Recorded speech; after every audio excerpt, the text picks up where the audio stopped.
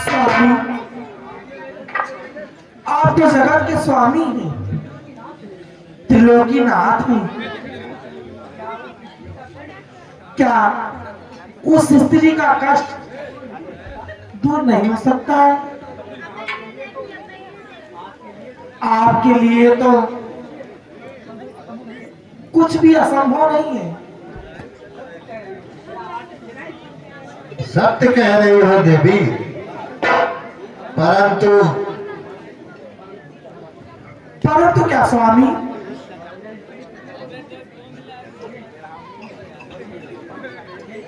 ये स्त्री कितने वर्षों से निरंतर आपके चरणों में पूजा अर्चना कर रही है।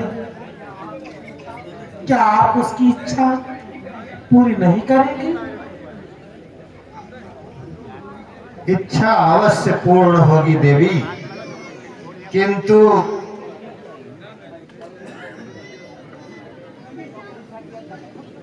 परंतु कुछ नहीं। आपको निर्णय इस बात का अभी लेना होगा। पार्वती, तुम कदाचित अनुचित आग्रह कर रही हो। सुख और दुख समय के प्रहरी हैं। दुख के बाद सुख और सुख के बाद दुख का आना अनिवार्य है। मैं कुछ नहीं सुनना चाहती हूँ। आपको मेरी बात माननी पड़ेगी। आपको इसे संतान की प्राप्ति का वरदान देना ही होगा। पुत्र नाम से ही पुत्री का वरदान दो। धैर्य रखो पार्वती, वो देखो नंदी और वासुकी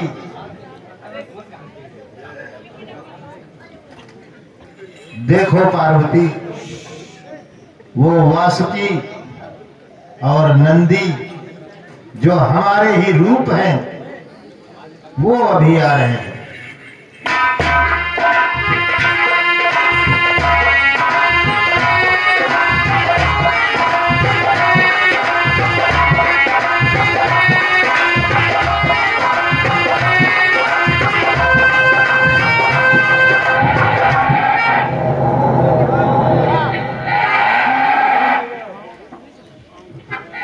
आयुष्मान भव।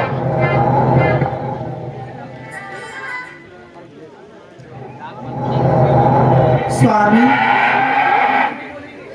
आप कुछ नहीं बोलेंगे, मैं स्वयं ही बात रखूंगी। देखें कि इन दोनों की क्या राय है।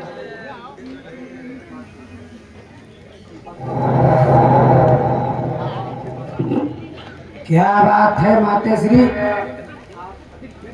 आप अधिक व्यग्र दिखाई दे रहे हैं।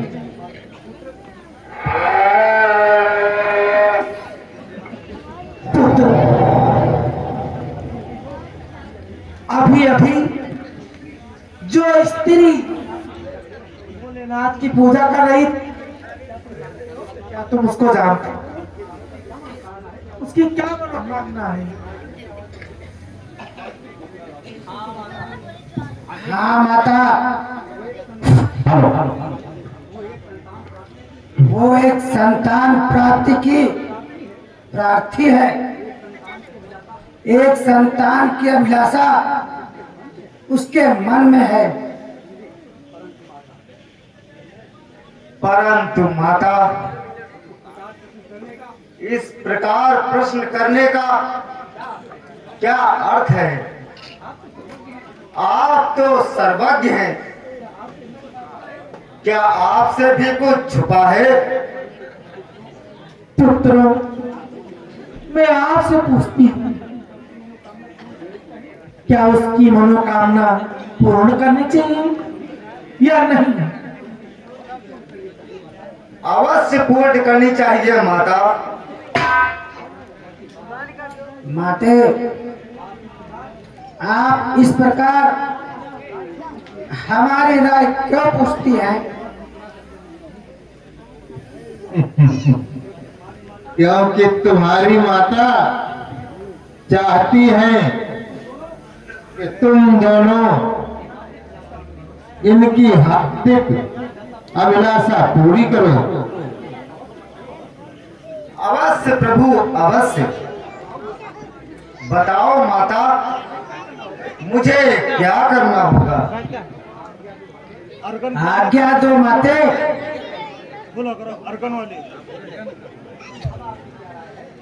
भोलेनाथ, अब आपकी क्या राय है?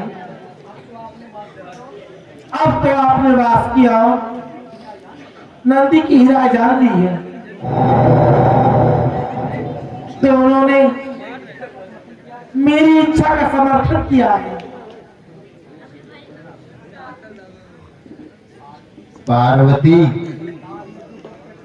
संसार में दुख और कष्टों का जन्म इच्छाओं से होता है। व्यक्ति इच्छाओं पर विजय प्राप्त कर ले तो दुख और कष्टों से मुक्ति पाले। इसलिए प्रिय, मैं कहता हूं, हठ न करो, तुम्हारी इच्छा अवश्य पूर्ण होगी, परंतु समय आने पर।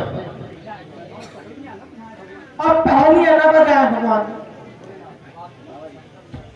वासुकी और नंदी, हाँ भोलेनाथ। तुम दोनों की क्या राय है? हम दोनों माता की राय से सहमत हैं।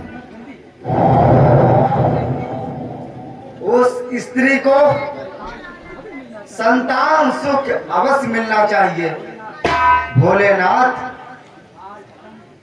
बाल हटम हास्यम और स्त्री हटम विनाश्यम। जैसी आप सबकी इच्छा। वासुकी और नंदी, आप तुम दोनों पृथ्वी लोक जाकर अपनी माता की इच्छा पूर्ण करो, परंतु सावधान, यदि तुमने पृथ्वी लोक पर जाकर अपनी इन अलौकिक शक्तियों का प्रयोग किया तो उसी क्रम में तुम्हारे द्वारा अर्जित किए गए पुण्य सब नष्ट होते चले जाएंगे। जो आज्ञा प्रभु।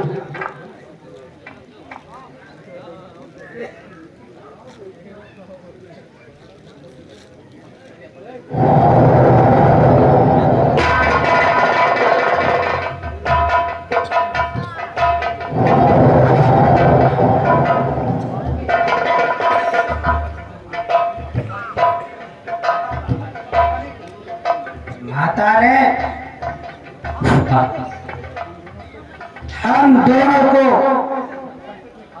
कैसे धर्म संकट में डाल दिया। खैर, जो होगा महादेव की इच्छा से होगा। यही विचार कर मुझे सब स्वीकार है। सच कह रहे हो वासुकी। कदाचित भोलेनाथ हमारी परीक्षा लेना चाहते हैं। सबसे पहले मैं अपना एक पुण्य नष्ट करूंगा और उस स्त्री सरोज को संतान प्रदान करूंगा।